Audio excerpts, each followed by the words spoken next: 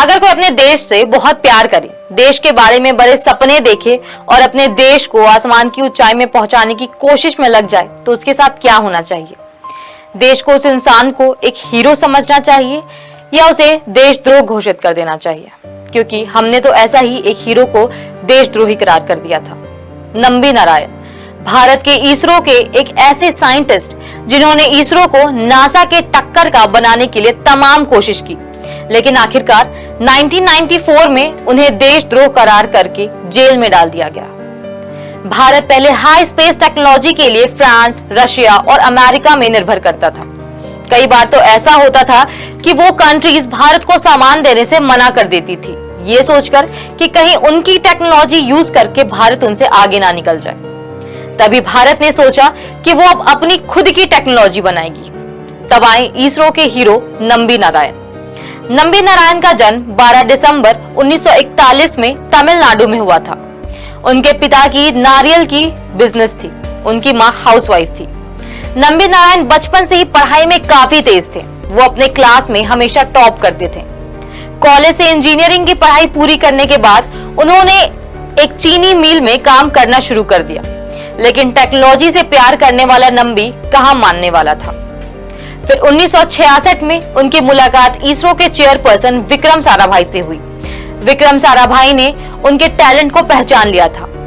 विक्रम साराभाई कौन थे, इसकी हमने एक अलग वीडियो बनाई है जिसके लिंक आपको डिस्क्रिप्शन बॉक्स में मिल जाएगी।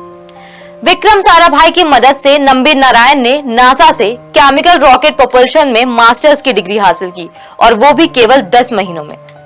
नंबी नारायण के टैलेंट और उपलब्धियों को देखते हुए नासा ने उन्हें जॉब ऑफर किया, लेकिन नंबी नारायण ने वो जॉब ठुकरा दिया, क्योंकि शुरुआत से ही नंबी नारायण अपने देश के लिए कुछ करना चाहते थे। 1970 में नंबी नारायण ने फ्यूल रॉकेट टेक्नोलॉजी की शुरुआत की, और फिर आखिरकार नंबी नारायण एक ऐसा प्रोजेक्ट लेकर आए जिसके बाद इसरो का नक्शा बदलने वाला था। दरअसल वो क्रायोजन इंजन प्रोजेक्ट की देश में शुरुआत करने वाले थे, जिससे इंडियन स्पेस प्रोजेक्ट सस्ता हो जाता और वो पैसे देश के दूसरे डेवलपमेंट में काम आ सकते थे। नंबी नारायण इस प्रोजेक्ट में काम कर ही रहे थे कि अचानक से कुछ ऐसा हुआ जो कोई सोच भी नहीं सकता था। देशद्रोह के आरोप में गिरफ्तार कर लिया गया था नंबी नारायण को। दरअसल मरियम नाम की एक औरत को गिरफ्तार किया गया था, जिसके पास से रॉकेट इंजन के डिजाइन मिले, जिसमें क्रायोजेनिक इंजन का मॉडल बना हुआ था। जिसके बाद नंबी नारायण और साथ ही साथ 2 अन्य साइंटिस्ट को हिरासत में ले लिया गया और उन पर आरोप लगाया गया कि वो डिजाइन पाकिस्तान को बेच रहे थे।